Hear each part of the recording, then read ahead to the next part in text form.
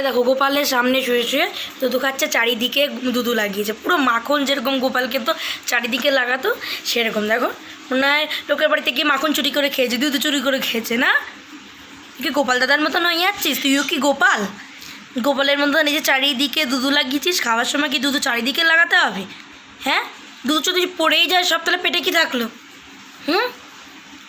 দেখো চারিদিকে দুধু লাগিয়েছে, পুরো মাখন খাবার মতন, মনে হচ্ছে মাখন খেয়েছে, লোকের বাড়ি চুরি করে মাখন খেয়েছে বা বাড়িতে চুরি করে মাখন খেয়েছে, চারিদিকে দুধু লাগিয়েছে, মাখন লাগিয়েছে, তাই না? হ্যাঁ, একটু নিচে নিচ্ছে, একটু নাচো, নাচা দেখিয়ে দাও, একটু নাচি নাচি নাচি নাচি নাচি নাচি নাচি, নাচো নাচো। কী হয়েছে, কী হয়েছে তোমার? নাচো, নাচি নাচি নাচি নাচি। সালা মাখন চোর, আমার দুষ্টু গোপাল, আমার মাখন চোর, আমার ননি চুরি কর গোপাল, দুধু চোর, আমার দুধু হাসি দেখো, আমার দুধু ফেলে দেবো, দেখো নাচে, দেখো আর দুধু ফেলে দেওয়া, দুধু খেতে গিয়ে ফেলে দেওয়া চোর। দুধু খাবার থেকে ফেলাই বেশি, চারিদিকে ফেলিয়েছি, দেখো পুরো মুখটার অবস্থা দেখতে পাচ্ছ?